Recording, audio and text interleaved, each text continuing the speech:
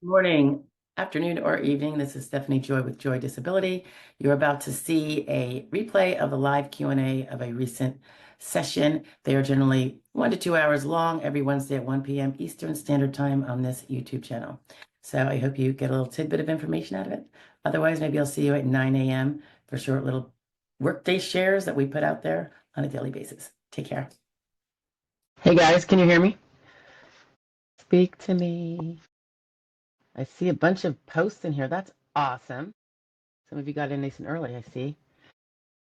I'm going to assume that you can hear me unless you tell me not. Pardon me, I have a cold, so I'm going to sound like... All right. So welcome, everybody. I'm really glad to see you. For those that haven't met me, I am Stephanie Joy. I'm a Social Security Disability attorney. I'm doing exclusively Social Security Disability and SSI since 2005. Touched on a little bit before then, but was mostly doing New Jersey state matters. So then I took a leap to the light side from the dark side, and I've never turned back. We see Kevin. Hi, Kevin. Let me just get your thing up here.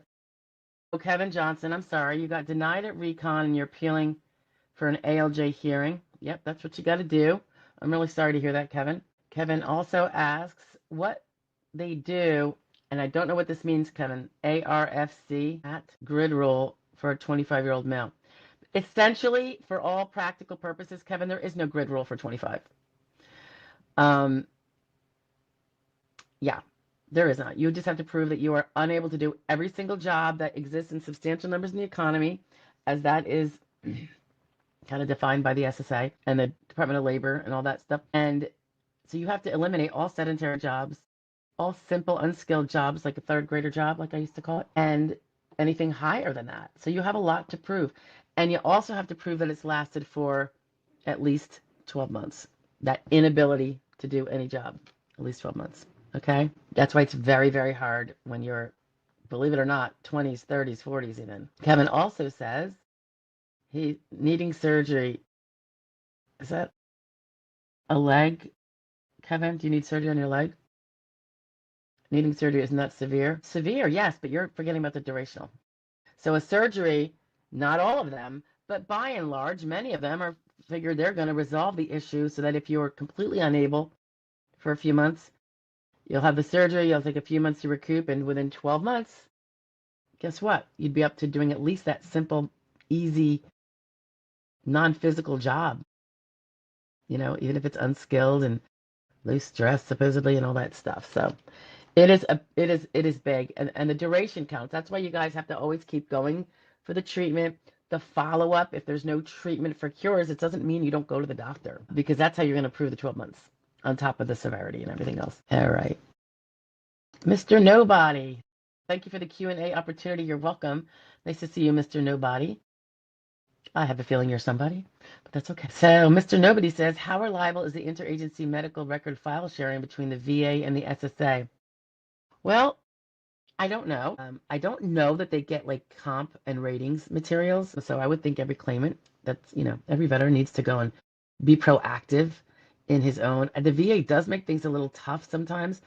I know if you have a lawyer, we order them too, although we try not to duplicate, because we're not supposed to duplicate records. There is the portal way of doing it, which is pretty helpful. The SSA uses other avenues, and I can't say, I think it's fairly reliable. However, I think as a veteran, your job, if you're not represented, is to go through and make sure all those dates that you went are there. If it's a doctor over here or a doctor over there, and what if you're in community care outside of the VA? That's going to be potentially separate. So I think this is all stuff that will be getting better as they're starting to use technology to kind of make things not as fragmented as they were in all of these areas, not just veterans. But I think you have to be, it's your claim. You are the claimant. You have to be proactive. And that's particularly so if you haven't hired, a lawyer or a non-attorney rep to do it for you. Mr. Nobody, and by the way, thank you for your service, Mr. Nobody. He's a combat veteran, he or she. It says Mr., so I'm going to go with the he. Combat veteran with a 100% PTSD rating from VA. I'm also rated 50% for emphysema, chronic bronchitis, pulmonary fibrosis, sleep apnea, rated 10% for tinnitus, 20% for bilateral knees. Okay, all right. How old are you, Mr. Nobody? Because remember, you got to follow all the same rules as everybody else with the SSD. I mean, I could see you got a lot going on. but it is a very different animal, different definition, and much harder to meet. I've said it before, like with a VA rating, you could still go out and get a full-time job and it's fine. It's hunky-dory. You don't have to be that disabled. But with SSD, you have to be that disabled that you couldn't go out there and get a full-time job or a job that pays you SGA. So Mr. Nobody retired just this year. Good for you. Submitted an SSDI claim for mental health. By the way, I know you probably haven't been around here listening to me babble on, Mr. Nobody, for the last few years, but you don't want to just file on XYZ if you have A, B, C, D, and XYZ. You want to put everything in there. I'm not talking about a paper cut on your finger, but all those other things you mentioned, you want to include them because you want all those records to be gotten. And if they need to give you a consultative exam on a particular impairment that maybe your records are slacky on and they're trying to give you a little help there, they can't do it if they don't know about it. So I would put it all in. What other documentation could help my case? I just named it. Treat for everything and get those. And you don't necessarily have to order the records because they're supposed to be ordering them, so it's not all duplicative and they can make sure they have them all. But it's hard for you if you're unrepresented to see what they got, what they didn't, what they asked for, what's kind of hanging out in limbo. So it's not too bad if you send them in yourself. But you should have specialists for all of your different problems and get those records. Or, well, I would do two things. I would immediately tell them when I just had an appointment with a new doctor, the new doctor's name, address, phone number. I like the fax. What it was for, and the first date and the next date you have scheduled. Always have a scheduled next date if you can, and give them that. And then you're waiting on ordering the records anyway. If that's what you're going to do, then get those records and then send them up also. But alleging anything and not having records to substantiate it doesn't really help. Mr. Nobody says he also has documentation of carpal tunnel. Now remember, documentation, is it from a year ago or is it recent? Are you treating for it? Is it actually worth your time to treat for it? If it isn't, then it's probably not severe and not much going to help. So you really want, carpal tunnel is a big deal. And depending on your age, it could be a really big deal. Depending, again, I don't know how old you are, but I don't think you mentioned it. The hand finger arthritis, same idea. That limits so many sedentary jobs, guys, when your hands are significantly limited. And you want to prove how significantly, because sometimes these SSA folks will say, oh, I could see there's problems with the hands.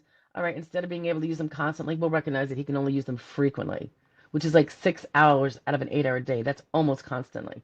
So I think you really want to go extra hard to get proof of how severe it is, how painful it is, how limiting it is.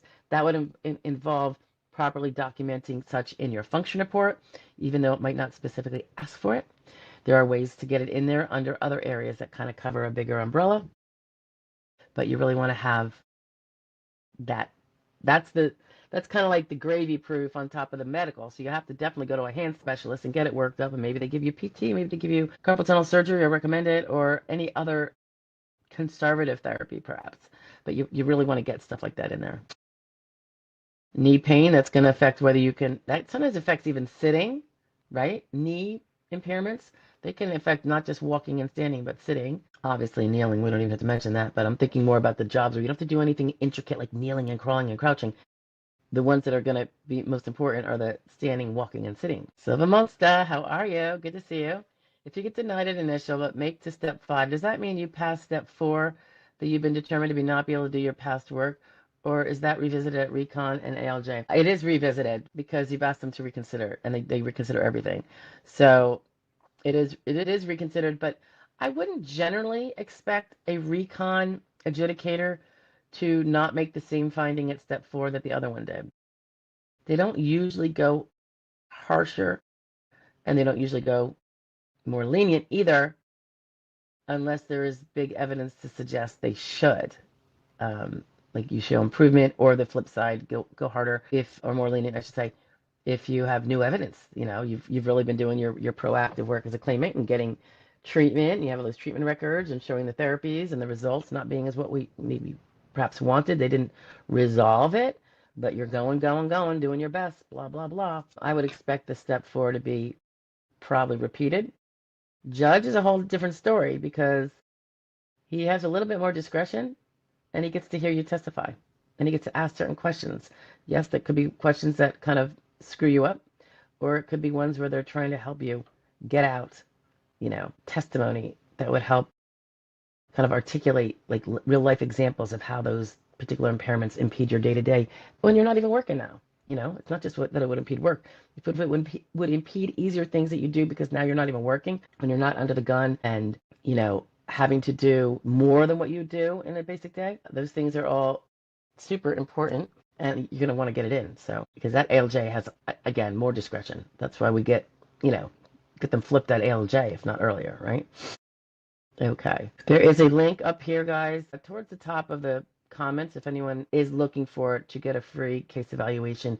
If you haven't applied yet, or if you have applied and you're considering representation. And there's also a link for if that is not what's going to be possible or you don't need it, if you just wanted to pre-order and buy a prepaid consultation, which would just be one-on-one with me. It wouldn't be with one of my peeps. It would just be directly with me. We'd either Zoom or we'd phone. Sometimes it's done with when forms are needed, CDR stuff, function reports, things of that nature. And sometimes it's just more of a general, someone has a ton of questions about something, and we'll go through that. Art of practice. When the initial application denial reason is generic, yep. What is the main focus or best argument to improve the chance of being approved at reconsideration? There is none. When you do that appeal, you say they failed to obtain and or, this is generally what it's going to be, they failed to obtain or adequately review the medical and other evidence demonstrating that I am unable to do any work full time. Period. This is not your place to fight the battle. The fighting of the battle is with the evidence. It's not with what we blather about. So you're just getting notice. And even if you didn't say that, they're going to know it's a medical appeal. So it's not going to matter. That is not going to matter. But that's a statement I tend to use when I just said to you, art of practice. It applies to everybody because they're all medical denials. Very rarely is there a non-medical denial, which would be a denial based on you don't have credits or you don't have this or whatever. And I know they do. And the SSA has a glitch in their system. This is very rare. Then it would be a non-medical. And then we're going to be proving it because you have to prove stuff. So you'd have to be getting those tax returns and the twos and all that to show, oh, there's all this work these years. Why are those credits not there? He is insured, you know. Okay. Dimple. Oh, Dimple, good to see you from Ohio. Okay. And Dimple was telling me that she hears me. Good. I finally got to that, right, Dimple? Imagine if I was babbling this whole 15 minutes and you couldn't hear me. I'm pretty sure that the viewership would have dropped off. Hi, Precious. Hi, Umo. Nice to see you. Donna Houston. Oh, Deanna. Sorry, Deanna. I know we've met before. She says, hello, Stephanie. I listened to your videos and on several occasions that you say to always see a doctor or make note of your issues. However, a bulging disc in my back and I hurt most of the time. Okay. Yeah, so you would be going to a back specialist, right? See what's going on with that back, getting those diagnostics. Remember, an MRI that only shows a bulging disc at one point and no like nerve involvement, that can change just through degeneration as we age. I mean, in a short order too, or there could be an additional injury or whatever. So you always want to have those updated diagnostics. And you hurt most of the time, you should be complaining about that to your PCP and your orthopedic spine specialist. Unless, of course, you have a neurologist spine specialist. It kind of depends on maybe where the impairment is coming from, right? And or the ramifications from it. D, how long after the caseworker gets your medical records for them to make a decision? That is really how fast they are. Do they think fast? They don't. They actually have to go send the records to a internal physician who reviews them because somebody has to decide what those medical conditions would cause you to be limited in. That's your RFC, basically. And then once he determines the RFC, where are the limitations? You know, can she stand 4 out of 8 hours or only 2 out of 8 hours? Or can she stand 6 out of 8 hours or unlimited? That would be that doctor. Then when he gets that all written up, it goes back to the adjudicator who then uses that information to follow the law that says whether you are disabled or not under the laws that apply to your vocational profile. Hope that answers the question. I would say usually they take a few weeks. The doctor might take a few weeks, maybe. Is he on vacation? Is he got an inbox up to here? Up to here, you know? So it really depends.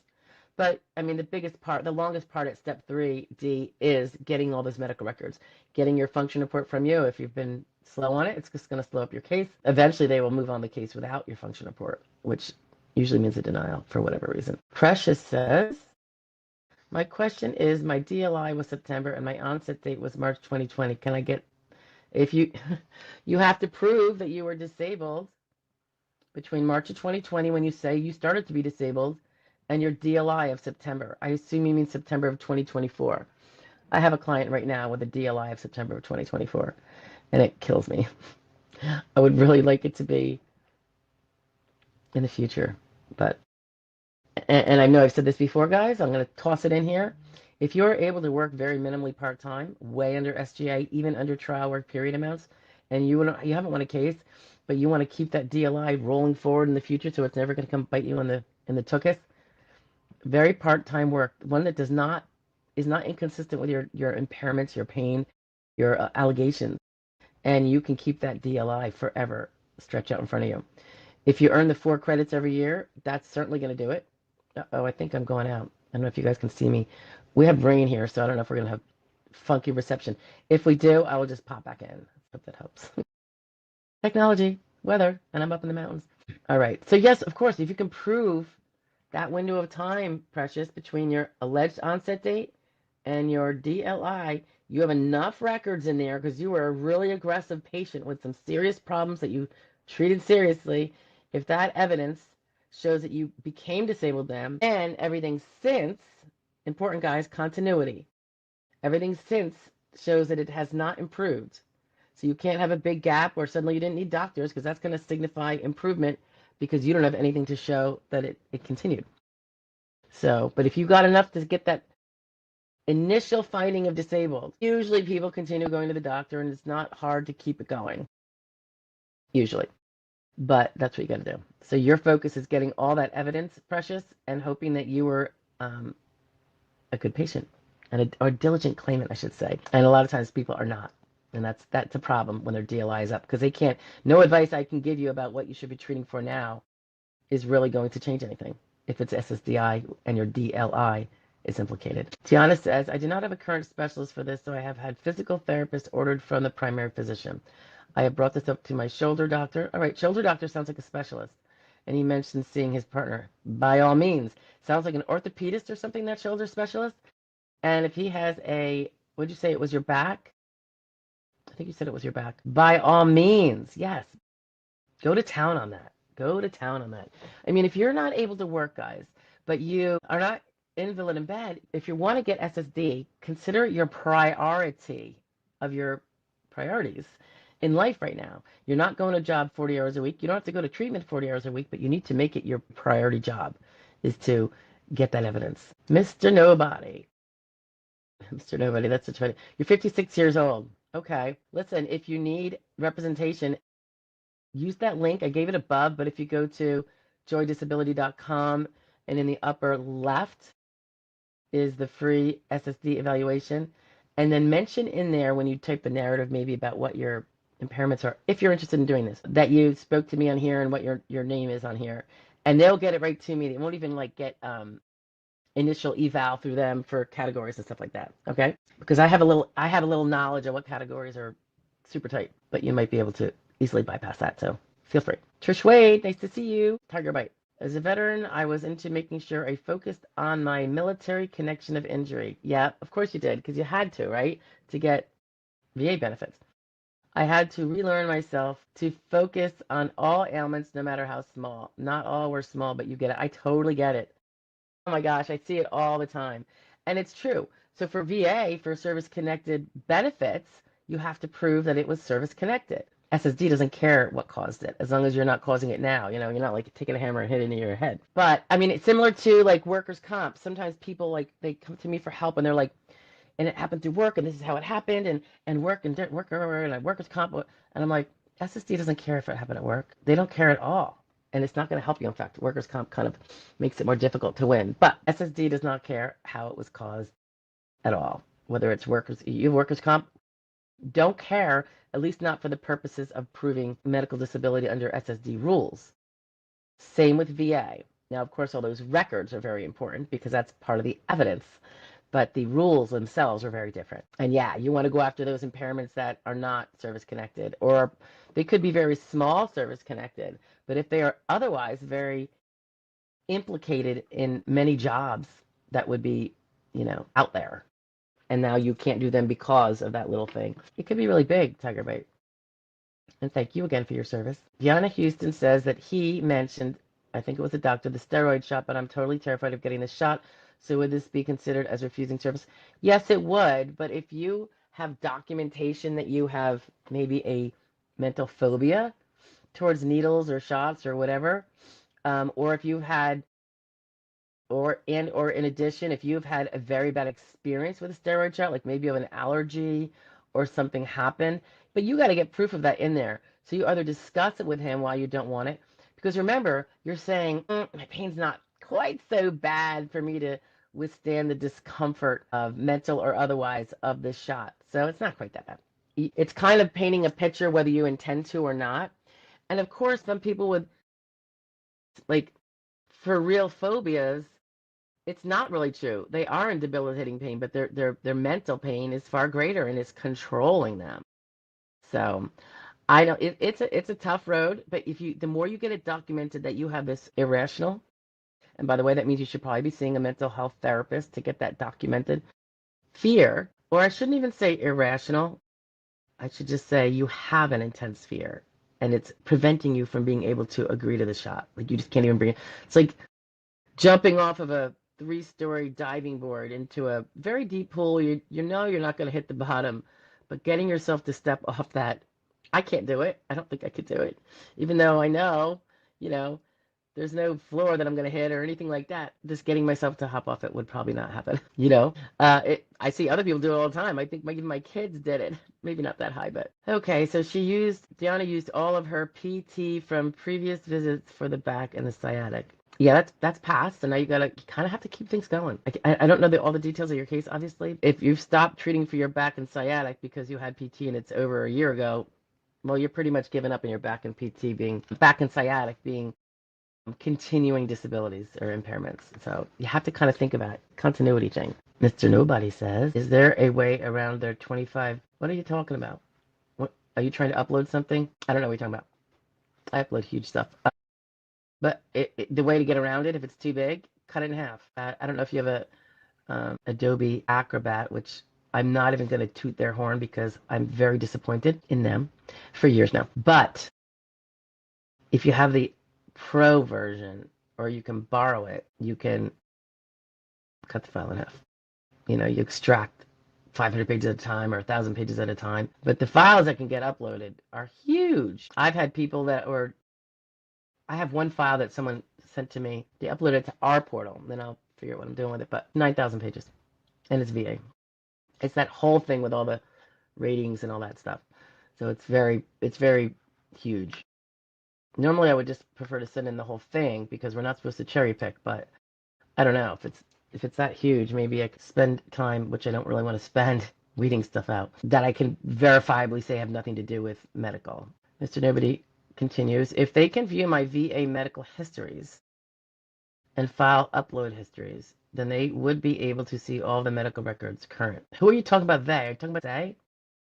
They don't go in and view. They use your HIPAA and they get the file sent to them. Now, they are doing a lot of HIPMR stuff. So where they're at with the VA with that, I'm not sure because it's unclear if the VA medical record people are shooting them out to them or if they have an automatic ability to grab them.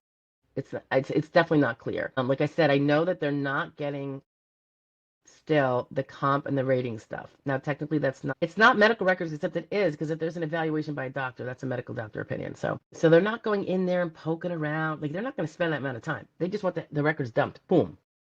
You see what I'm saying? Like, the adjudicator, for instance, they're not going to be like, oh, let me poke around in his VA file and see what might be new. They're not doing that.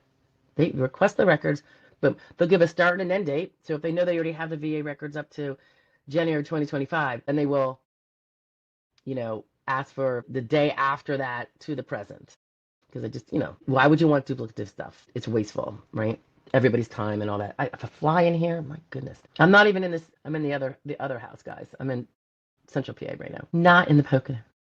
Trish Wade. Hi again, Trish.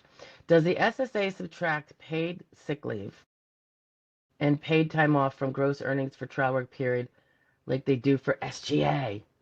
I want to, you know what, Trish, before I say anything, because I'm loaded with Dayquil, day number 2, I'm going to just double check. I will double check that, Trish. It stands to reason. However, there are some discrepancies with TWP that differ from SGA. For instance, IRWs don't apply to TWP. Impairment-related work expenses that could be deducted. So let me just double check because I'm afraid I'm going to say something incorrect because I'm not 100% right now. Okay? Thank you for your patience. I will try to do that this week or maybe next week. All right. Glamour Girl, good to see you again. She says, hello, Attorney Joy. Is there a difference between an award under terminal illness or compassion allowance? Are you saying, is there a difference between a terminal illness award and a compassionate allowance award? I think that's what you're saying. Well, they both won. I mean, a terminal illness can be a condition that is not yet a listing in theory, and certainly one that's not a compassionate allowance. You could have a terminal illness that's not a compassionate allowance. The fact that it's a terminal illness and it's not under the listings of compassionate allowances, which is exact and defined, which is different from blue book listings, guys, so don't mix them up. That would be the big difference. A terminal illness is not necessarily a compassionate allowance. It is a terminal illness and gets its own special recognition for expedition and moving things faster and whatnot. I hope that answered your question. So if something's not, if you have a terminal illness and you don't see it under compassionate allowances, don't let that stop you. You stick that in there. You put it in the remarks that it's terminal. Maybe you put it under the name of the, impairment when you list it in the application, terminal cancer, whatever. But you definitely want to get that to be known. I think terminal is within a year. I think that's how they define it. And your doctor would have probably, that should be in his medical records that it's, X amount of months or that kind of thing. Not terminal like we're all terminal at some point. It's got to be that more immediate meaning, right? Hey, Heidi, how are you? Heidi says, my initial application went through DDS and the file was closed, not sure of the decision. Yeah, you're waiting. Then I found out today my application is under federal quality review. Should I be worried or is this common? People are saying federal quality review. So obviously there's some narrative, using that verbiage.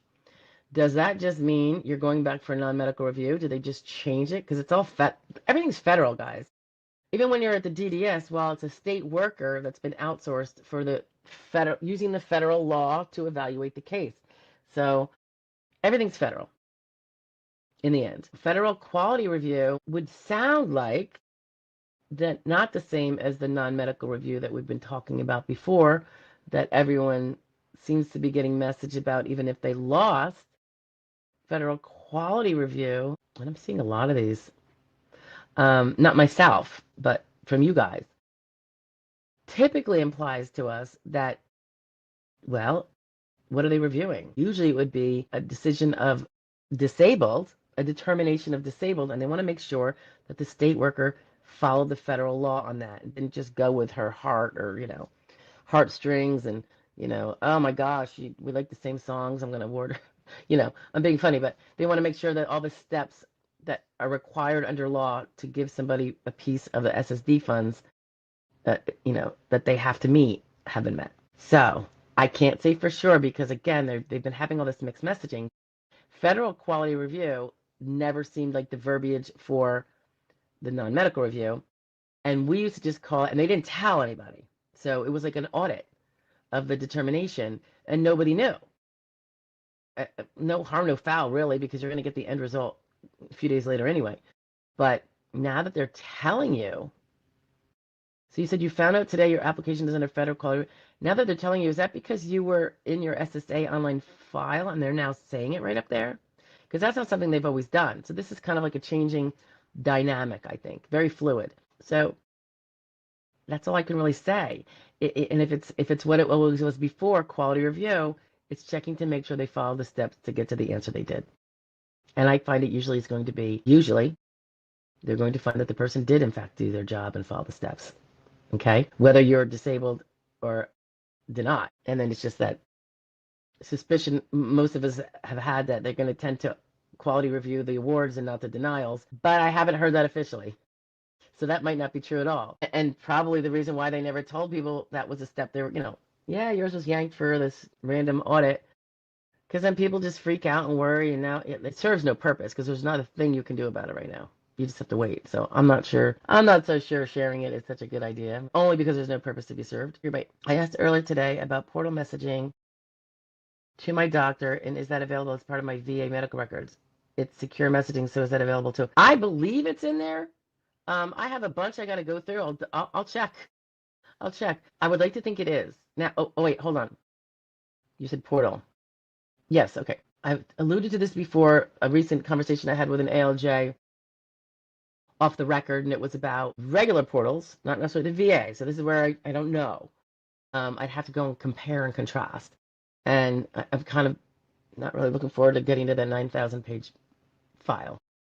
But if with regular patient portals, the ALJ was saying, and I think it's true from my look at it, when you download the portal copy of the records, which I totally appreciate, particularly when it's from my Epic MyChart, because they're very robust and easy to download. The messaging is not in there, and I think that's very inappropriate.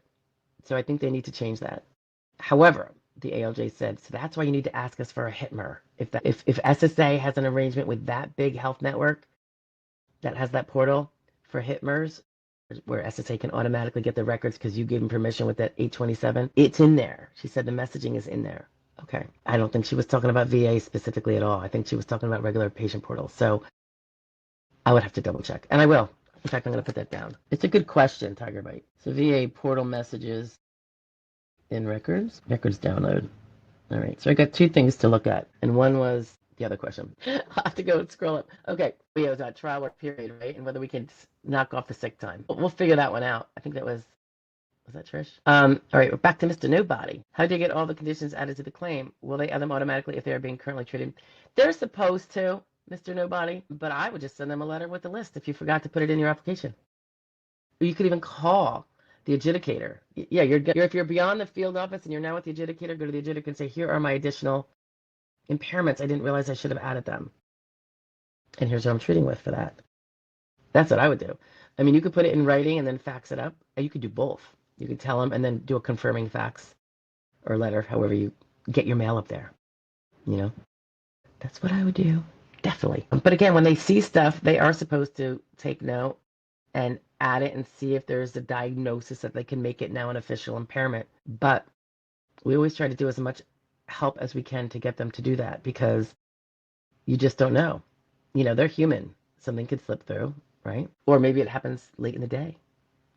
You want them to see it as early as possible. D, good afternoon, Stephanie. I had a heart transplant 7 months ago. Ooh, wow, D.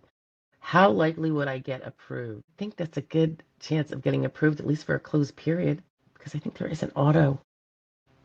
I think there is an auto amount of time for this kind of transplants. I mean, usually when people have heart transplants, they don't really even need a lawyer for their case, is what I'm thinking. So, but it could be a closed period, meaning you're expected to recover. And if you used to have a sedentary job, they're going to assume that you can go back to your sedentary job or any other sedentary job. So it will be important for you. And I don't know your age, D, but if you have other impairments besides the heart transplant, that would maybe make that not just be a closed period because it's not just the heart that's now been repaired and transplanted and all that, and now I can go back to a genteel job. You might need to prove that. No, I still can't do the genteel job because, well, that's typing, and my fingers are now completely arthritic. Or I'm always talking about fingers, but you get my point. It could be every case is different, so we're always kind of nitpicking to see, what's under that rock that might be able to help the case. So anyway, do you get what I'm saying there, though? Like, I wouldn't just leave it at the heart. Depending on your age, it's likely you have other impairments that are not so life-threatening, but they can limit little things and they knock things out, and then next thing you know, you win on a grid. Dimple says, I went to the ortho for my hand this week, and the doctor stated that the arthritis in my hand is so severe in advance that there isn't much he can do. I was a bit surprised he said that. Oh, I'm sorry that it's that severe. Yeah, it's not like they really cure it, right? So yeah, it's probably just mostly treatment for your comfort and to keep your maximum activity. So that's important to pursue too, to see what that is. and then be compliant with it. It could be a medication. I don't know how you feel about medications. I know I'm largely adverse to some. I just think there's so many and they cause us all such additional problems, but we have to sometimes. We just don't have a choice. Fredabug. Hello, my friend. He says, I remember it's a he, right? So it's Fred, a bug, right? I'll just say Fred. If I worked in luxury retail all my life and I'm 53, is that considered skilled work, by the way? I only have a high school education. Maybe it would be, it depends. Luxury retail. Were you the buyer?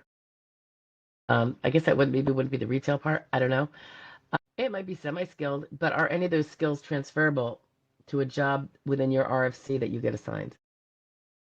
It might be because you're in that 53-year age, 50 to 54, the lowest level of benefit one can derive from the grids, but it's better than no benefit at all. Your physical impairments would have to show that you are limited to no more than sedentary work, and you would have to prove that you cannot do your prior job because it's too arduous. And luxury retail, I'm guessing you're on your feet all day, and that would be contrary to sedentary work, but you have to prove you're limited to sedentary work.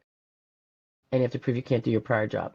If you proved you were limited to sedentary work, by definition, then you probably would be proving that you couldn't do your luxury retail job because that was light, perhaps, right? Maybe even more than light if you had to lift heavy things like hot boxes of luxuries. And then the last thing you'd have to prove is that those luxury retail skills that you learned on the job, not from school, but on the job, are not transferable to another job that could be done in your what's needed, that sedentary limitation you need to prove you have. I think that might be possible because those skills might be very niche oriented, and maybe if you had the job 4 years ago, fashion changed, like it all changes on a dime. So maybe for that reason, it wouldn't be transferable. You see what I'm saying? So it really depends. You really want to get that needle and thread it through all the details, Fred, because you have a chance. I don't recall what you said your impairments were, and you don't have to go into it here. I know you did it last week probably, but if you want me to take a look at it, do what I said to the other people. Mention that we spoke. Give me your actual name here because I said, yeah, have them bypass the regular eval and send it right to me, and I'll take a look, and I'll call you. Can't do that with everybody, guys, but sometimes. Dimple, who cannot stop working, right, Dimple? She just can't, but she needs to. I would like to be able to work vending out of a coffee trailer a couple times a month. Would that create an issue to prevent an approval? Is it inconsistent with what you're saying you can't do? Is it 8-hour shifts on your feet? Do you say you can't do a full day on your feet? It's very difficult. Or would you be doing the breakfast shift? Yeah, I do the 5 a.m. to 7 a.m. or 5 to 8, a 3-hour shift. And there's a stool back there. You follow what I'm saying? And I get up and I make the coffee, but then I give it to them and I sit on the stool waiting for the next person. It depends what the job is. It might not be inconsistent with what you're saying you can't do at all, because particularly when it's only a couple times a month, but again, is it that full day? And that's not necessarily inconsistent either, because money-wise, it's probably going to be below what it needs to be. But I'm just always looking at, well, are you voluntarily taking an 8-hour shift job to do it, and you're able to do it? Now, of course, it might be so that, yeah, I could do it, but then I got to rest for 4 days, right? And you would explain that for sure. You would not go without explaining that. But I don't think if you otherwise have the goods of the severe impairments that prevent full-time work, I don't think that would prevent it if you do it right. Okay, if you do it right. Hey, Lewis. Long time no see, bud. What is the turnaround time you are seeing from the decision writers is that Maryland or wherever they are? Yeah, right, wherever they are. I just assume they're at the OHO office, but I don't know. Um, it's all varied because I don't know. So when you go to a hearing and the judge doesn't give you a yay or nay verbally, you don't know how many weeks it might have taken him to make a decision. Did he have to go back and get more evidence? Did he have to review the file because they maybe don't get an opportunity to go as in-depthly before the hearing as they want to do after they've had the testimony? Check on a few things of that nature. So you don't know at what stage the judge actually makes the yay or nay decision.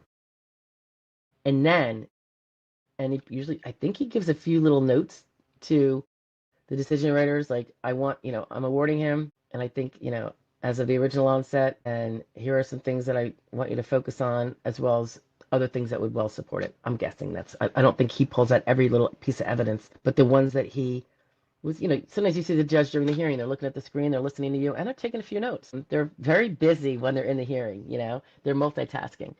So that's what I think. It can vary. It can vary. The quickest I've seen is like 10 days, 9 days. That's very rare. I had a handful of those. And then more often, it's more like 2 months. And I will say, by and large, that hasn't really changed through all this massive upheaval over the last several years. The decision writing part hasn't been too bad. We do still get some, though, at 4 months, 5 months, 6 months. I had one that it was 3 months later, and then, or four, and I'm like, it's getting a little old in the tooth. And it's a younger person, and I'm like, oh boy, because the delay I never think is going to be good. But it turned out the judge was scheduling a supplemental hearing. We actually have it in a couple weeks. So this first hearing was end of last year, and now we're going to June for a sup hearing.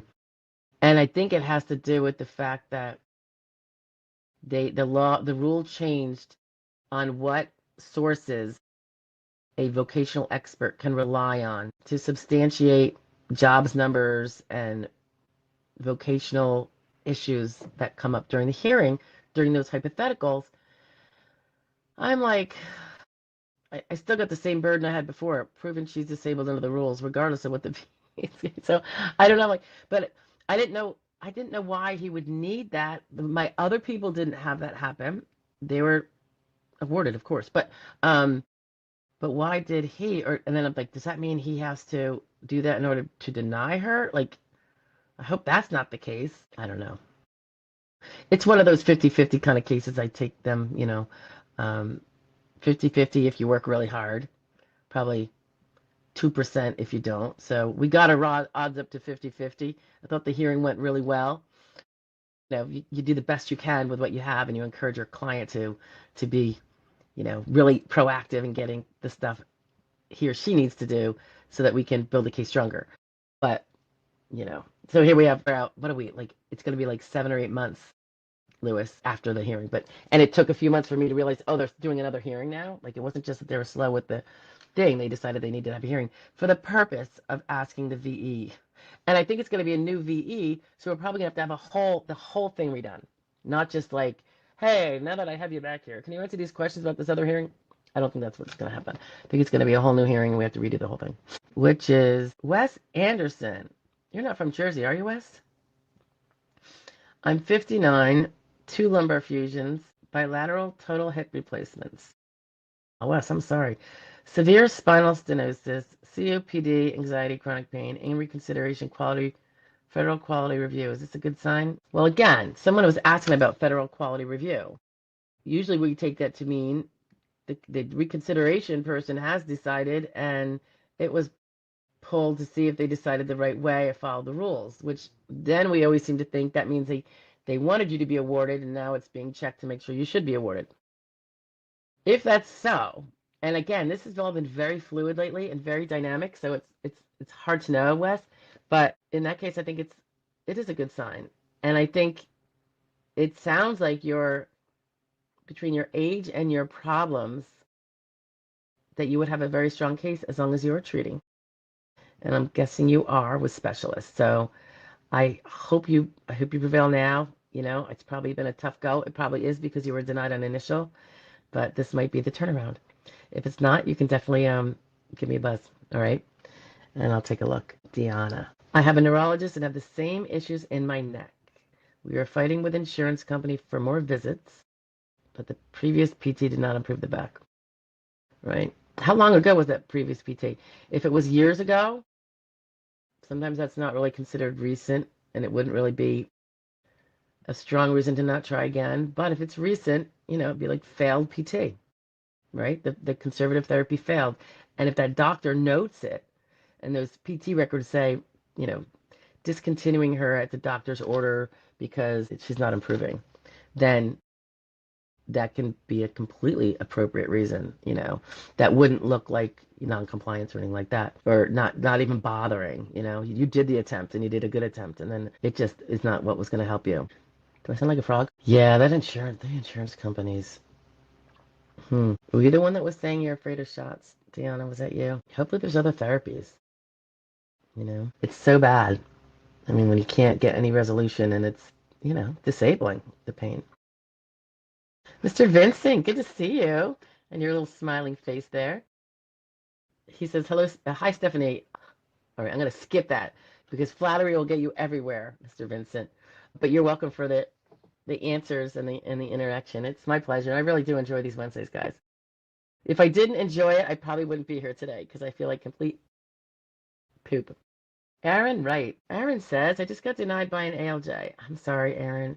My lawyer thinks I have a good case. I've waited 3 years now. The ALJ gave two hypotheticals, both saying the person cannot work.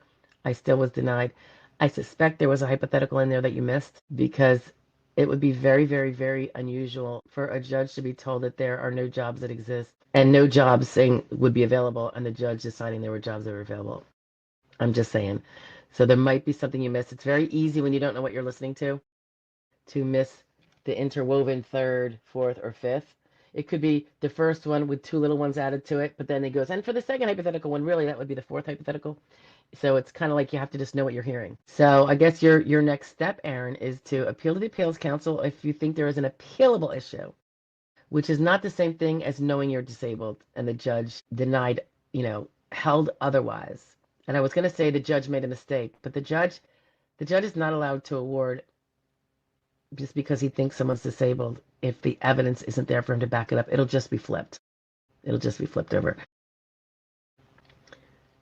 Keep that in mind I know we want to, bash ALJs, but a lot of times the evidence is not there strong enough. And I will say the younger you are, the harder it is. And you have to be even more diligent about getting that evidence.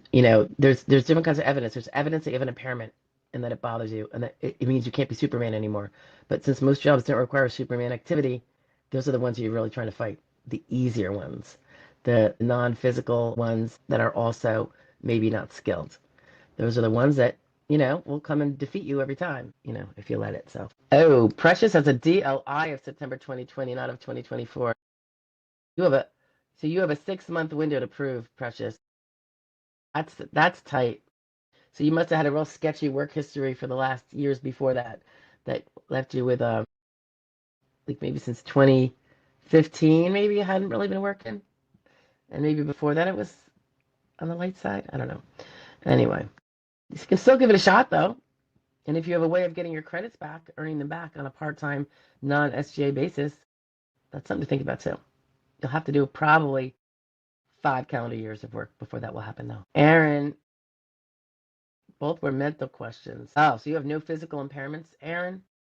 Yeah, that's tough because you have to prove that basically you are, if it's purely mental, that you're like living where you should really be in a hospital almost. Maybe an extremely structured environment. It's really tough to prove that you can't do it, that simple job that severely learning disabled person is able to do. I mean, you have to prove you can't do it through the mental health records, and a lot of the mental health records are so bad because they will talk about how good the person is and they're doing, and because I don't know if they're patting themselves on the back or what they're doing in those records, but everything's within normal limits, and you want to be like, so why are you treating this person again? And it'd be helpful if they said something like, he's very stable. This extremely structured environment, the medications and the very minute, if any, demands on his, time and energy, the structure at home with other people, taking care of his basic needs is keeping him stable. I know people like that. We prevailed on those kind of cases when they were young, and that you just have to go all the way with the mental because it was so. But they are hard to win. And as a claimant, you have to be extremely diligent, and your provider has to be kind of special because most providers I find are really lacking. They just want that paycheck, I guess, because I've heard specifically straight from the horse's mouth that we have to say he's doing great and is doing well in all these areas, or else we don't get paid or I lose my job or whatever. Okay, but will you lose your job if you say he's doing great because of what we're doing here? Because he comes here twice a week or is outpatient like IOP, or because he has that very structured home environment and maybe the parent or the wife or whoever, the other people at home have sessions with the counselor to describe the structure, to help, an understanding of how structured it must be to keep that stabilization going. Because, sometimes the argument is, yeah, he's fine now and he can go with his mom or his wife to the store once a week if it's short and sweet and, they're just going in and out and it's his way to get out of the house but he can't last long in there, so we have to make sure it's short and that there's nothing funky going on. And then, he comes home and takes his medications, goes to bed early, is eating right because someone's making sure he eats right. Very structured. And if that was interrupted because, oh, no, you got to go to that job 8 hours a day, 5 days a week, bagging groceries at the store, listening to customers yell at you or yell at somebody else, or just the pace and the demand for the pace and the behavior and not distracting others and all that, that pressure alone for many people with severe mental impairments would be too much. So the fact that they're not doing it is part of the therapy almost, if you get what I'm saying. So, but it is hard to prove. I mean, and you have to have a special, compassionate, and very professional provider that will help explain that and not just brush that under the rug and not let you have that information in writing from them because they might get fired or they're not going to get paid by whoever's paying them. I don't know. I can go on and on about that. Can you tell? It's one of my pet peeves. Aaron, you're appealing. Okay, good for you. You have new stuff come up. You have new MRI, and you have new testing and treatments. That's good. That's always good for a case. Chanel, hi. Chanel says, hi, Joy. Nice denial on my portal 7 months after ALJ hearing. Haven't heard from my lawyer yet. So did you tell me you got denied? Was that the last week, Chanel? I think I know before them. Waiting on the denial letter, unfortunately. You might see it in the portal before they do because even though the ALJ decision would be up in your electronic file, which they likely have access to, they do not send us. For some reason, the SSA, when it puts something in there, does not tell the lawyer that they put something in there. So unless we happen to be going in that day, and if you have 100 cases, you're not going to be checking every case every day, or else you'd never get any work done. So it's something I'd like to see the SSA, the technology they're trying to implement to make things more efficient, do that. I would like to have for every case up in that has an electronic file, regardless of what level it's at. I would love them to send I would like a text. I mean, they send me text for my password to get in, your single password, that changes every time you want to get in. So why can't you do that and just do like the last 4 digits of the social or something else? I mean, even just the initials would be fine, but they don't do that yet. So it's very true that your lawyer hasn't seen yet. If he hasn't poked his head in, and after 7 months, he probably got tired of poking his head in. But you could always email him and say, hey, here I got a denial. You want to go grab it from the portal?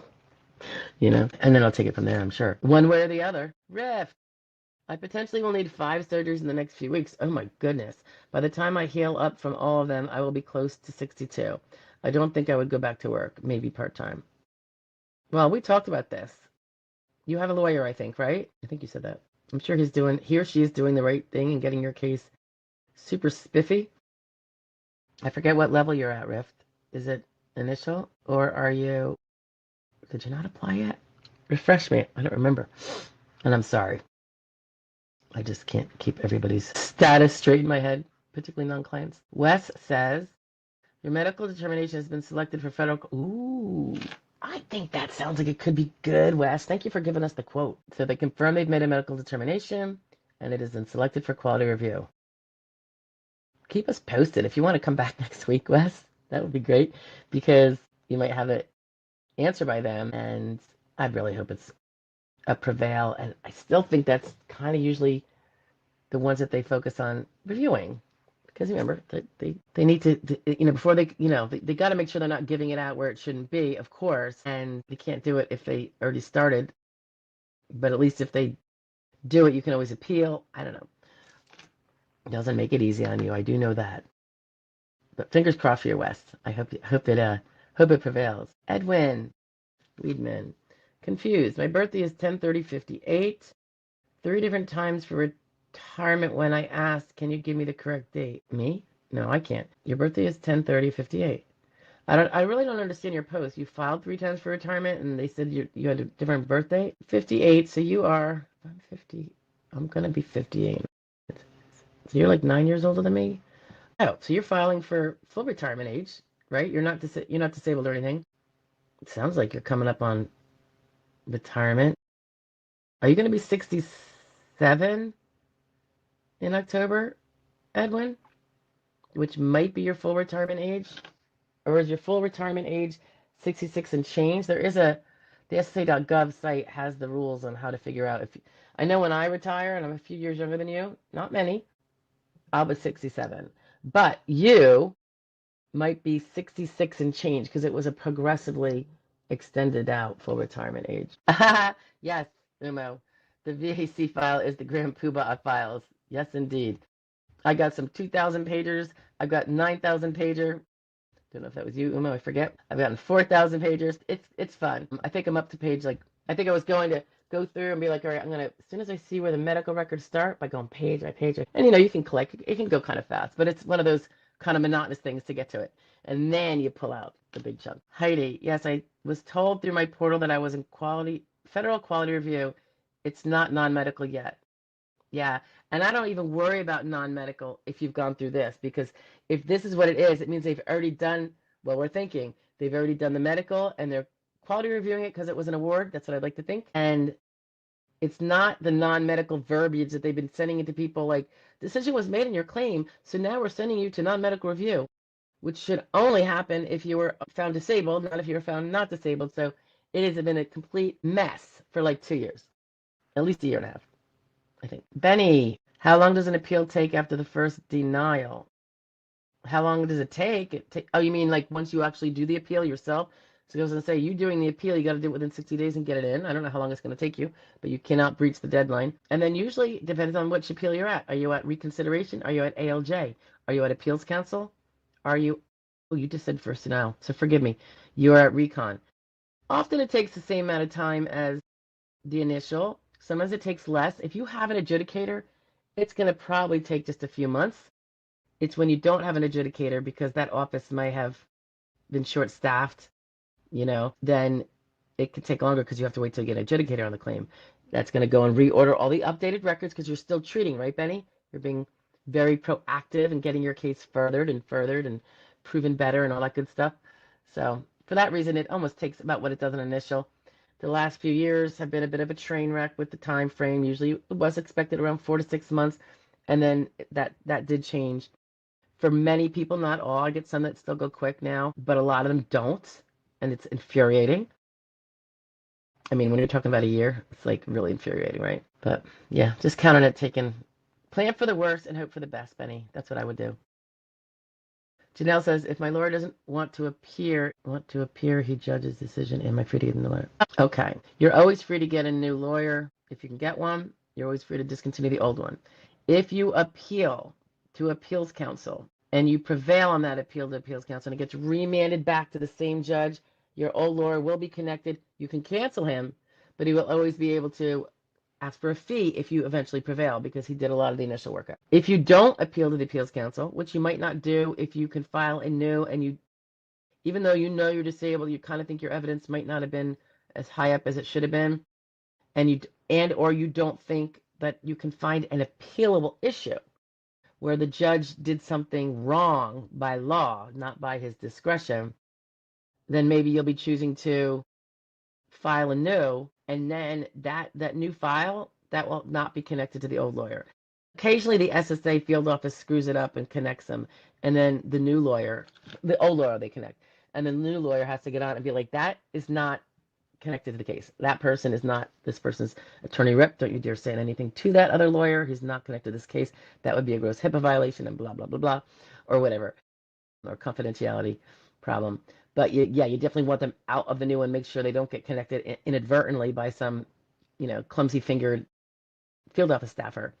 Because if he is, then they're going to say, oh, the fee agreement that you have with the new one, now that you went on the new one, doesn't count. And everybody's going to file a fee petition. And you're going to have all these lawyers potentially filing fee petitions on this case, and the old lawyer wasn't connected to it. So it just would make for a bit of a headache. But you can always terminate. It just can be hard to get a new one if you're going to continue the same case because of that whole fee thing. It's very annoying. Oh, Trisha's talking to Mr. Nobody and to Tiger Bite. I like the interaction. That's super nice, guys. Sharing. Freak out tent just ate a brownie and you didn't share. We'll let it go this time. Mr. Vincent, suppose I was approved for SSDI, but I have to wait 5 months for the first check. Can I work in between time and possibly turn to full-time work? Well, you're probably going to get discontinued, but sure. If you work 5 months and then it fails because of your disability, let's say you work SGA 5 months and it fails because of your disability, that could be argued that it was a failed work attempt. So you have to report that you're working. So now they know that you've improved enough to go back for 5 months based on what you were saying before. So that can be taken into consideration. But if they already approved you, I think what might generally happen is they will, anytime someone goes back to work after they've won, it could be 3 years later even, they have to look at all the work. You're obligated to tell them when you're working. You're supposed to do that when you have a pending claim and after. And then they're going to make you do a report to show what kind of work it was. They're going to see probably the tax filings from the employer. Um, and if you're over SGA, let's say it's just the flat 5 months, Mr. Vincent, and it's not, you don't border into a successful work attempt, which would discontinue probably your benefits. It would be 5 months of trial work period, but remember the trial work period is 9 months, so you'd still be in the trial work period. So let's say you then discontinue that work because it was crushing you, or you dropped it below SGA. Then you never climb out of your trial work period, and they can't really look at that work to find you disabled. Once you pop out of your trial work period, I think they can. I hope that answers the question. So yes, you can. I mean, I personally think, and I know a lot of times we need to anyway, be very, very careful and stay within those rules.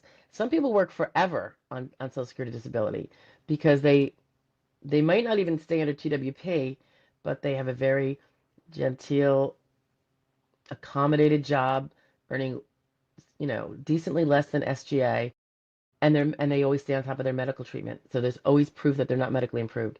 And since they haven't violated any dollar numbers, they're good. You just got to be careful. You have to really pay attention. Janelle says she went to quality review 4 or 5 times at Recon, then got denied. I've never heard of that, so I'd really need to see those letters because I'd be curious. I mean, it almost sounds like you're saying Recon wanted to award you, and it got picked up by quality review. Sent back. Recon said, "Yeah, we reviewed it. We still find the same thing." Sent back. Yeah, we reviewed it again. We still find it, and then they got spanked enough where they had to deny. That's so bizarre. How did you even know that? Were they sending you letters saying you have a decision and it's in quality review, and you got a separate one that says, "Oh, now we're done with quality review," and now you're like, how did you find that out? That seems like such an internal workings. It doesn't seem readily apparent that we would see all those times. You know what I mean? Maurice? Or is it Maurice? Greer. Hi, yes, medical review. They're going to approve it. Just got approved on 5/9. Woohoo! Awesome. You mean quality review, Maurice? Or do you mean you got awarded and then you went to non-medical review and then, of course, that panned out because they always do. They're non-medical. 5/9. I'm glad to hear that. That's good for you. Celebrate. Sorry, that's my throat. So, Edwin, you're 66 and you're filing for retirement. I still don't really get your question. You should be able to file. If you need to make an appointment to make it happen and get help from them, I would do it. But, go get it. Unless you plan on delaying retirement to make it bigger, which you can.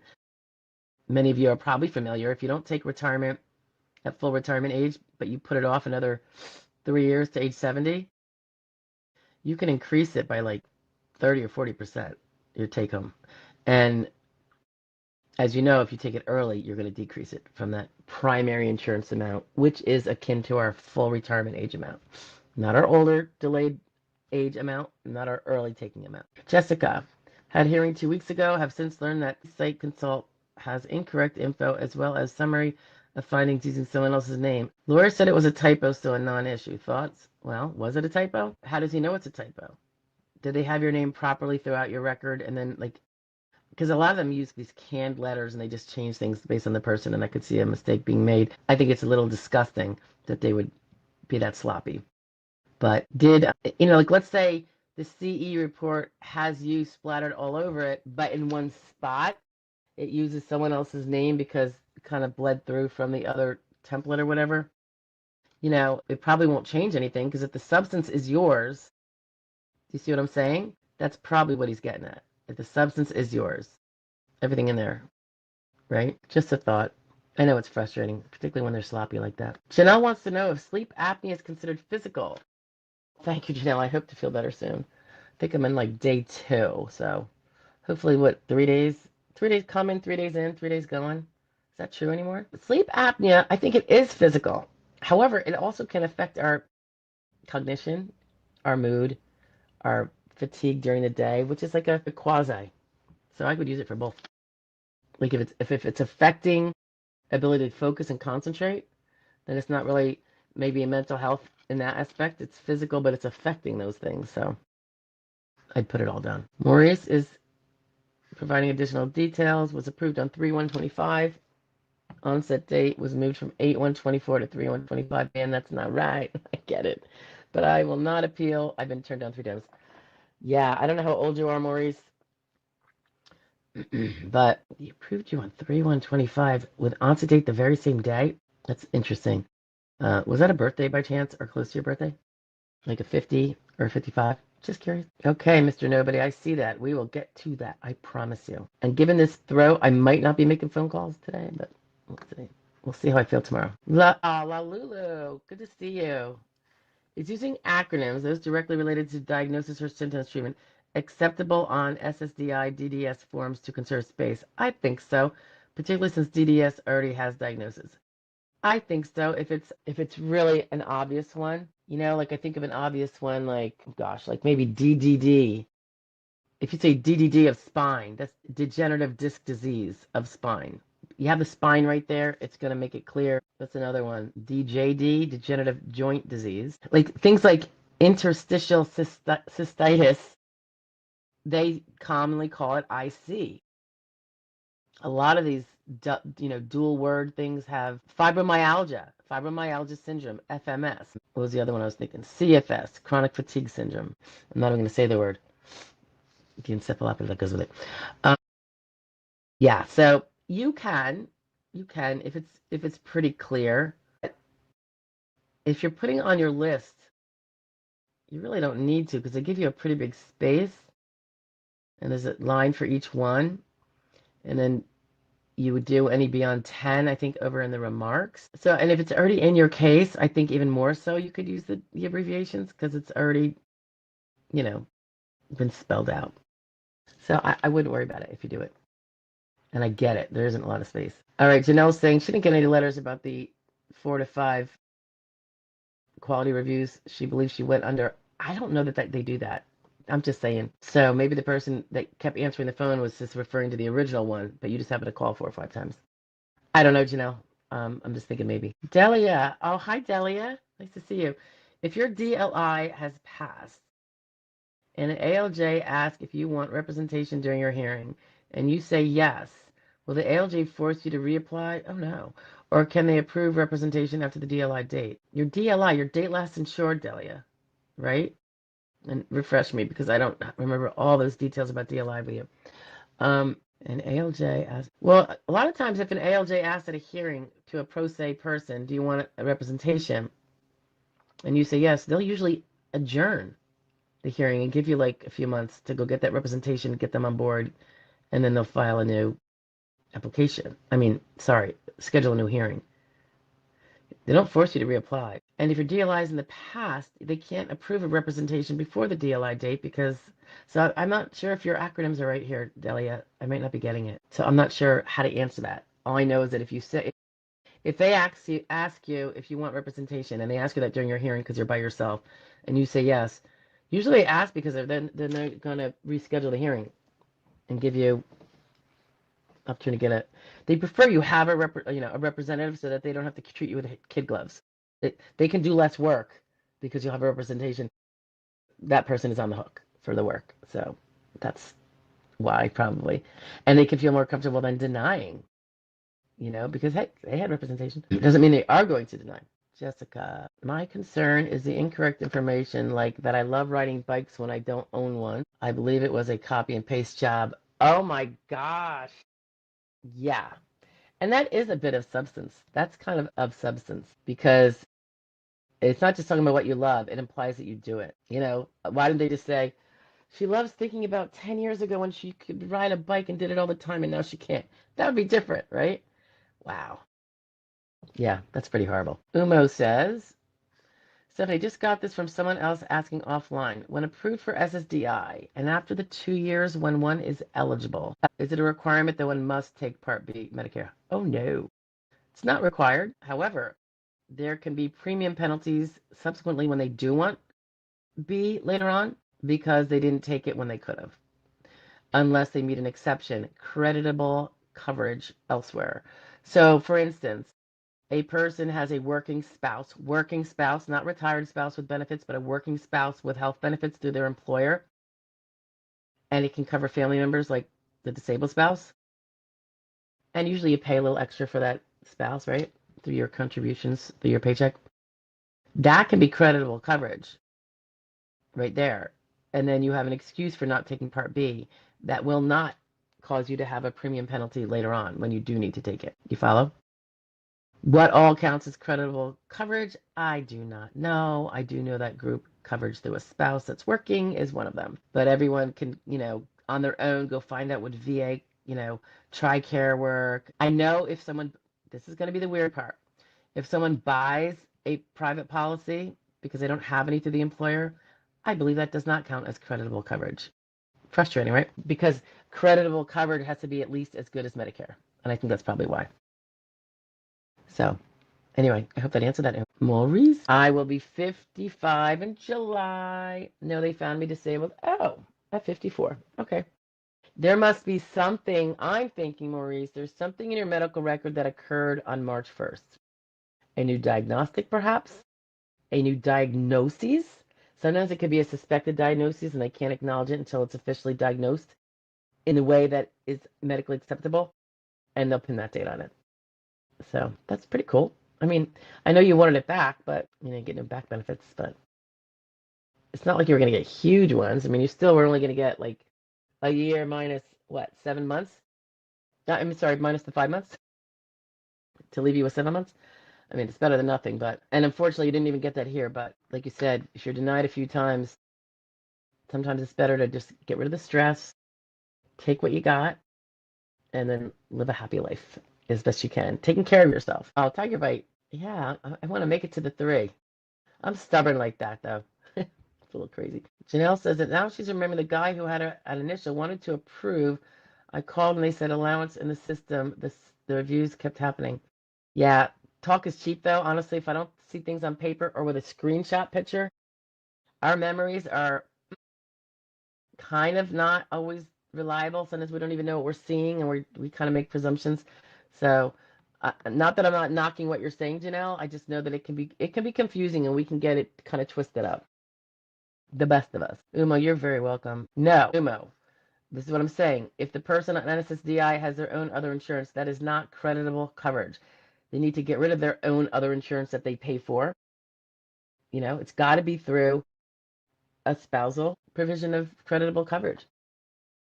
So you definitely want to look into it special, because the premium penalty, let's say you go 10 years thinking, I'm not going to pay for B. That's $180 a month. I'm not doing it. I'll go buy my own. And then it comes time when their own isn't going to be good enough or whatever the case may be, and they want to do Medicare, like maybe it's at age 65, when it would be based on age and not on disability. They now find that they're going to be whacked 10% on the premium for every year they didn't take it. So how many 10 years of not taking it, how much is that going to, if the premium is $180, the first year it's 18, the second year another 18 or 17, or so going all the way back, that's going to be a big premium penalty. It's definitely worth considering. And I'll tell you, it's very frustrating when your Medicare eligibility date by the time you win your case is way behind you because your lawyer got you a established onset date of 4 years ago, and now you have 4 years of Medicare eligibility that you never got to use, and now they're like, do you want to let us take the premium penalties, the premium payments for those out of your back benefits so that you don't have that, and you have to make the decision. That could be many thousands of dollars. Of course, you're going to have big back benefits probably too, but it's It's Medicare that you might not be able to really use unless there's some way, and I don't know these rules in insurance because I don't do this, but is there a way that any old bills that you were paying, all those copays, if you kept track or out of pockets, could it now be where you can present them? Because maybe it's grandfathered since you didn't have the eligibility is retroactive. Something to look at if you are paying out of pocket for stuff. Chris Santiago. Hello, Chris. I don't think we've met before. Nice to meet you. I don't think. Am I wrong? I apologize if I am. Hi, Joey. Does SSA take the grid rules into consideration in the initial steps before a hearing? Well, at the initial steps, you mean on initial review? Before you even file for an appeal for a hearing? Yes, I believe so. And on recon and at hearing. So the whole process it's looked at because they are rules. Okay. Thank you, Mr. Nobody. Thank you, Maurice. You're welcome. This is what I was saying. I don't do the insurance, so I can't tell you whether VA, and you said insurance from the VA or do you mean TRICARE? But probably not. You have to go to those sources and find out. Or go to medicare.gov. I keep myself out of those weeds because I don't make a living doing Medicare work. So I try not to tiptoe in it so as not to have to be top of that game as well. So just check those out. I think you might be talking about federal retirement health insurance. It might not be. I don't know, but if it's going to be forever anyway, and you're never going to need Part B because what you have is so great, that is something to think about too. But just go. I know you could probably find that right online. I just don't do it because I don't practice that stuff. But I would almost guarantee that the answer to whatever kind of insurance you might have federally, the answers would be there. It might even be on the federal sites, you know, common questions and all that business, right? Yeah, you got to be careful because I know there was VA. I go to the VA, but that wasn't the same. So that didn't count, I don't think. But don't hold me to it. I'm just thinking anecdotally what I've heard. I care, maybe it did. So you definitely have to find out your specific. Everyone's got different specifics, and sometimes it's a family member, and sometimes it's themselves, and sometimes it's someone's working, but sometimes no, it's not someone's working, someone's disabled. Oh, but other times they're not disabled, they're just retired. So it gets a little in the weeds, and that's why I don't do it since it's not part of my practice, and I can't earn a living from it. Umo does understand about the penalties. They just wanted to know if it was mandatory. No, you can always screw yourself. They'll never stop you from doing that. You don't have to mandatorily take it. Now, if you have a policy, let's say it's through work or maybe it's, I don't know if Medicaid does this. They should if they don't. And that policy or that employer's policy says we cover the worker, which would be like the working spouse. We cover non-working spouse. It's like family coverage, right? Like I get covered through my husband's government employment. But if the person is eligible for Medicare, they must take Part B. You already get Part A for free, so they must take Part B so that we become secondary and Part B becomes primary. And logically, they're going to be like, yeah, if you have the access to B, take it. No, it'll be cheaper for us, and we'll do the backup payments. So all the part that Medicare doesn't cover, like those deductibles and copays that can really really add up.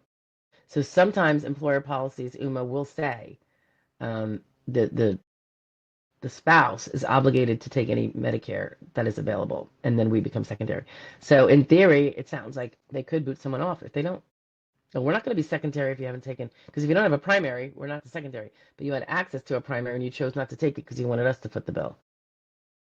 I'd like to think then, if that was the case too, that disabled spouse the working spouse might pay less in premiums for that family package if the other one is taking Medicare and only using the work one for a secondary. But I don't know. Maybe that's already worked in their numbers. But so mandatory by the SS? No. Could it be mandatory by the terms of the party's commercial agreement to have that coverage on the other side? That could be. You're welcome. Delia, I would like another console, please. Do I fill out the form again, or can it be added to my portal with you? All right, we'll talk later. You might not need that. Is it? I mean, come on. I don't want you to have to do that. But one way or the other, we'll figure out what's going on. All right, Chris says, did we answer this one? On the initial determination, yes, all throughout. It's part of the whole process, as I understand it. John C. Hey there, John C. Hey there, I got a question. Why would dependents get kicked off SSI income? First of all, I'm going to say there is no dependent on SSI income because SSI doesn't provide for dependent benefits. But you might have meant something else, so we'll continue. If they were adopted by grandparents who are limited income SSI, they have collected this income for 5 years, no issues before. So they didn't get SSI.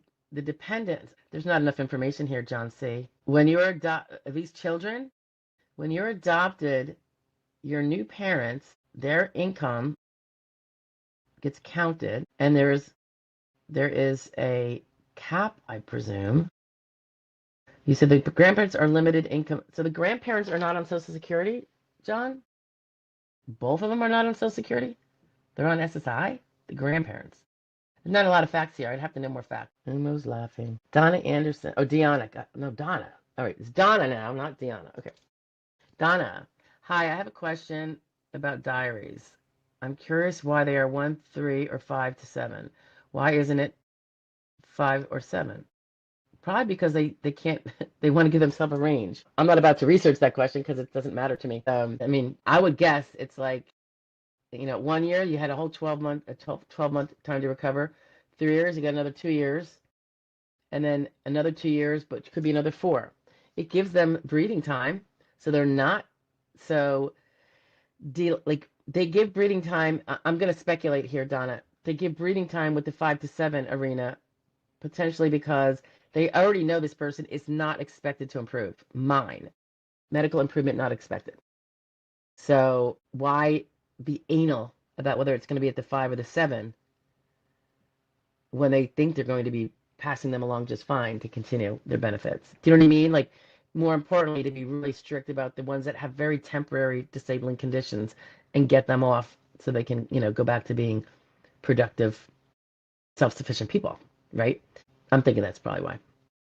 It just makes sense to me. And Donna is 60. I'm right behind you, Donna. And I'm approaching 5 years. Enjoy your videos, by the way. Oh, you're so welcome. Thank you. I appreciate that.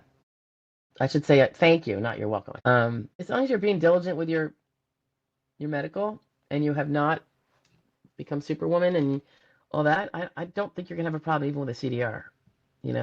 People that get nervous about CDRs are those that did nothing to show they're disabled for all these years, and now they're breathing down the neck of a CDR and going, oops. All right, John C., I really would need, you said no. I don't know what you said no to, since we were throwing a lot of verbiage back and forth. Oops. Sorry, I'm trying to scroll down, guys. So John C. says, okay, so I understand what you were saying now, though. The one was getting income and then cut off since no health issues, I guess. Well, the grandparents, how old are they? Oh, are you talking about the kids? Got to really be clear on Social Security disability, child's disabled adult child benefit versus SSI. The medical stuff is all the same pretty much, but the other criteria are very different. And there's no dependent benefits for anyone on SSI. The kids don't get it because the parent gets it. Only for Social Security because you bought that dependent benefit. Okay. Guys, I think we are short of the 2 hours, but that's just fine. Anybody have any stragglers they need? Did I miss over somebody? Delia, if you're still there, just message me through the portal. I didn't take you out or anything, so, and we'll figure out what's going on. Okie dokie. All right. We're all good, guys? Anybody? All right. I am going to probably shut this down. I'm going to scroll down one more time, see if I didn't miss anybody. And if you guys have any questions you want a video about, I can't even scroll down. Oh, there it goes. Let me know if there's something. You can always message me under any other video, even if it's off topic, to that particular video. I see Ronnie B. Ronnie B. I'm under SGA, but they gave me a raise. Will that affect all my SSDI? Oh, it could. I always say be careful of raises. Be careful what you wish for. It's another reason to always be careful with your hours. Don't flirt with the SGA line because raises, picking up an extra shift here and there, can completely turn you into SGA and defeat everything at a huge cost compared to the few extra bucks you got from doing it. Yep, raises can definitely curb your CCU if you're not paying attention. All right? If you're that close, if you've been flirting that close with the SGA line, you have to take note, and I'll be cutting those hours back. Or getting a different job that pays less. I mean, it sounds wompy, but I'd like to keep the higher pay and work less hours, right? So you're still maybe bringing in 1,500 doing the accommodated job, but you're not risking your SSD, right, Ronnie? Thanks, Mike Pesci. I hope to feel better soon. Thank you, Heidi, all you guys. Yeah, John C., I know you don't have enough information, so you can't share it to me. I get it. Yeah, if you ever get it and you want a consultation, they're not terribly cheap, but they are available. All right, guys, I will talk to you all whenever you need me. I'll be here. My plan is next Wednesday without the snivels. And hopefully, I'll see you 9 o'clock in the morning when we have our Eastern Standard Time daily shares and anything else going on. All right. Have a good one, guys. Bye. So you just saw a little clip from one of our live Q&As. It might leave you more questions, particularly if you had a little piece of that applied to you and some more facts that would make things different. If you do, feel free to put a comment down below about the extra details, and we could maybe even make a video on the particular aspects of that you'd be interested in. So in any event, I hope to see you on Wednesdays, 1 p.m. Eastern Standard Time, and also 9 a.m. every day. We have a share from the field, so to speak, of things that happen in our workday. So hope to see you then, and I will talk to you later. Bye-bye.